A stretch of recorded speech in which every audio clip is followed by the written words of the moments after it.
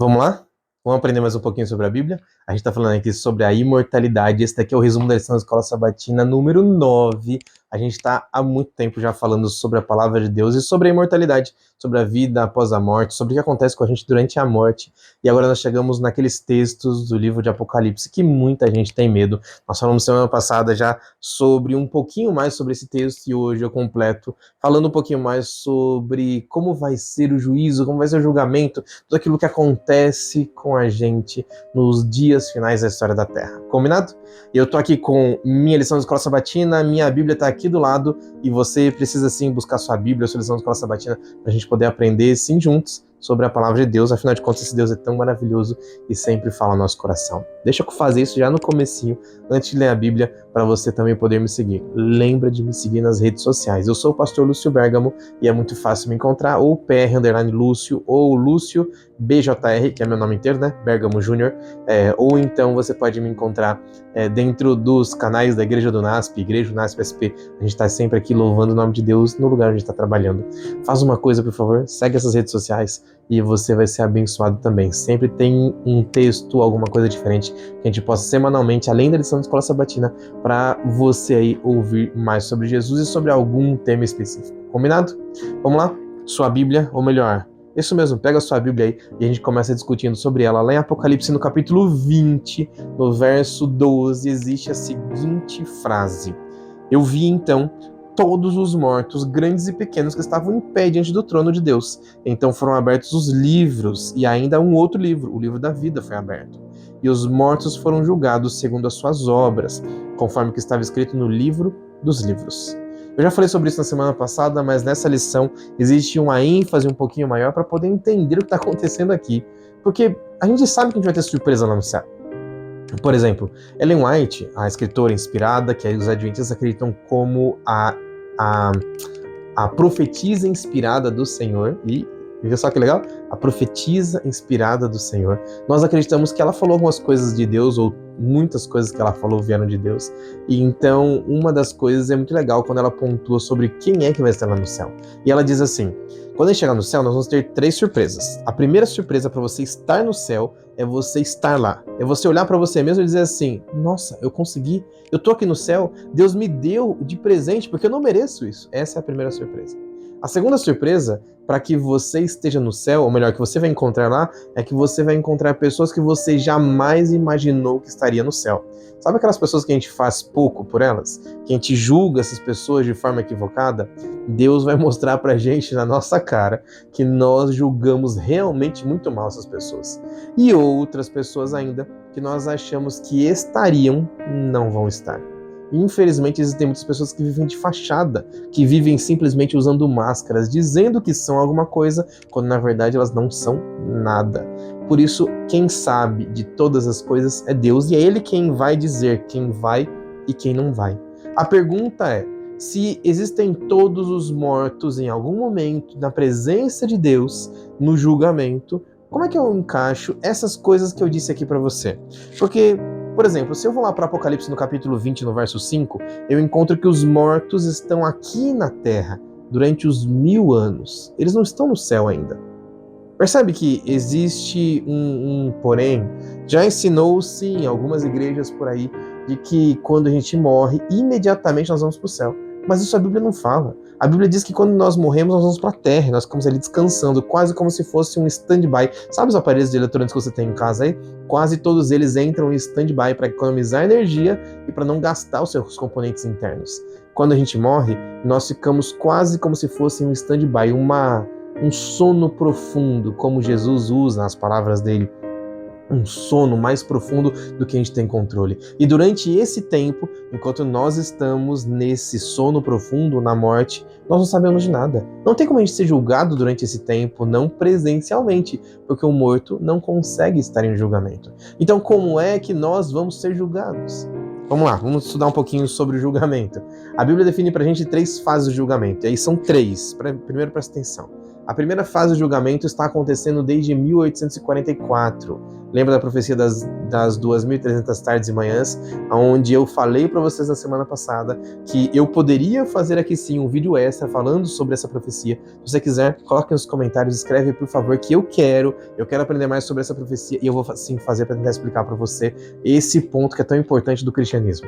As 2.300 tardes e manhãs acontecem e no finalzinho delas, em 1844, começa a primeira fase do julgamento. Esse é o julgamento investigativo. É quando Deus, junto com Jesus e os seus anjos, estão ali passando nome por nome das pessoas que já morreram, ou então que morrerão até o dia da volta de Jesus, porque esses nomes precisam passar pelo julgamento antes que Jesus venha. E as pessoas que estão vivas? Essas também vão passar por lá, mas segundo Ellen White, elas são as últimas a serem passadas. Logo em seguida, quando termina o julgamento investigativo, nós estamos na volta de Jesus.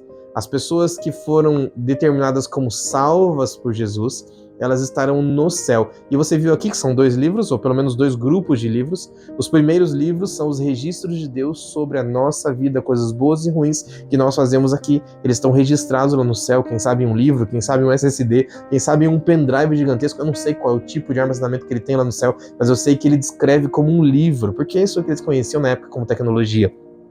E quando ele diz que existem esses registros lá no céu, Jesus diz que as pessoas estão todas elas registradas ali.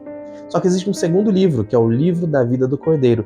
Nesse livro, no livro da vida, existem os nomes das pessoas que foram salvas pelo Cordeiro. E aí, como é que eu sou salvo? É quando eu faço coisas boas? É quando eu digo, Senhor, me salva? Não. Você é salvo quando você entrega a sua vida nas mãos de Jesus e Jesus toma o seu lugar no julgamento. Aí sim você é salvo ou salva. Percebe? A salvação não vem da gente, ela é um presente dado de Deus pra gente aqui. Então, já entendeu até agora? Acontece primeiro o julgamento investigativo até o dia da volta de Jesus, e agora os salvos, aqueles que estão com o nome escrito no livro da vida do Cordeiro, esses são levados com Jesus para o céu. Agora todos esses salvos, e eu espero estar nesse grupo, espero que você também esteja, eles vão morar com Jesus lá no céu por 1000 anos. E os que não foram salvos ficam mortos aqui na terra durante 1000 anos. Obviamente acontece decomposição e tudo que é matéria some daqui. Terminados 1000 anos, Jesus retorna do céu. E aí sim, ele vem agora com a cidade santa, porque durante esses 1000 anos, aqueles salvos que estarão com Jesus lá no céu fazem parte do julgamento de confirmação. Nós vamos confirmar o que Jesus fez, as escolhas que ele fez, o julgamento dele, e nós vamos confirmar que Jesus, o Deus Todo-Poderoso, Deus o Pai, Deus o Filho e Deus o Espírito Santo, eles são sim o Deus Todo-Poderoso. Que nele existe amor, nele existe bondade, e ele deu todas as chances para as pessoas que infelizmente não quiseram estar com ele lá no céu. E porque ele tomou o nosso lugar, nós estamos com ele lá no céu. Terminados esses 1000 anos, nós vamos então vir com Jesus dentro da Cidade Santa até essa terra novamente. Mas antes da Cidade Santa pousar na terra, acontece a sentença, o juízo final. Aconteceram 2 fases de julgamento, então agora acontece a terceira e última fase de julgamento. A primeira fase chama-se investigação, a segunda fase confirmação e a terceira fase execução. E é nesse momento, quando Jesus do céu, ainda sem tocar na terra, ele dá a sentença final, dizendo que aqueles que estão aqui na terra realmente são culpados pelas coisas ruins que eles fizeram, porque eles não aceitaram o sacrifício de Jesus na vida deles. Se tivessem aceito, eles teriam salvação também. E então, nesse momento, acontece a execução. E tudo que é mal, tudo que é ruim, tudo que é pecado em todo o universo vai ser extirpado. Eu acho que essa é a melhor das palavras. Extirpado. Vai ser destruído para nunca mais voltar a existir em todo o universo. Uau! Daqui para frente, só o que nós temos é eternidade e perfeição para sempre. Porque Jesus planejou isso para a humanidade. E aqueles que escolheram estar no lado dele, esses sim estarão com ele para toda a eternidade, comemorando, sendo felizes, vitoriosos como príncipes e princesas ao lado de Jesus, que é o grande rei dos reis. Pronto, terminou. Esse é o grande julgamento. É assim que Jesus vai julgar aqueles que estão aqui. Mas, pastor, quem são os mortos que estarão de pé diante do julgamento? Os mortos diante do julgamento são as memórias ou os registros que Jesus tem lá no céu. Jesus usa uma linguagem figurada aqui para dizer para o apóstolo João que todos deverão comparecer, não em pessoa, mas pelo menos pelos seus atos lá no julgamento de Deus. O nome de todos vai passar por lá. É uma linguagem figurada. E nesse momento eu tenho que dizer para você, fazendo um pequeno apelo, dizendo assim: olha, eu já expliquei sobre as fases do juízo, já expliquei sobre a morte, já expliquei sobre a ressurreição, já expliquei sobre tantas coisas e ainda falta uma quantidade de dias para a gente poder estudar aqui. Mas esse é o momento do apelo. Porque eu preciso dizer para você que lá no livro de Mateus, no capítulo 7, no verso 3, Jesus, o próprio Jesus diz assim, ó: por que você está vendo o cisco no olho do seu irmão, mas não consegue reparar na trave que está no seu próprio olho? Por muitas vezes, nós aqui, como cristãos, nós olhamos para as pessoas ao nosso redor e ao invés de ajudá-las a caminhar a serviço de Jesus ou aos pés de Jesus para poder se entregar, nós olhamos para essas pessoas e julgamos, maltratamos, atrapalhamos elas. E agora nós estamos olhando para o cisco no olho do outro e atrapalhando elas, porque nós não estamos percebendo o tamanho da trave que tem dentro do nosso olho. Nós, por muitas vezes, somos aqueles que atrapalham o caminho das outras pessoas. O chamado para você, nesse resumo de lição da Escola Sabatina, é para que você entregue sua vida nas mãos do Senhor e permita que Ele mude e molde a sua vida. Só assim você vai poder estar com a gente lá no céu. Porque Jesus é o Deus Todo-Poderoso que dá para a gente oportunidades diárias em todos os momentos da nossa vida, para que a gente entregue a nossa vida nas mãos do Senhor. Esse é o seu momento. Entrega a sua vida nas mãos de Jesus. Para você, um grande abraço.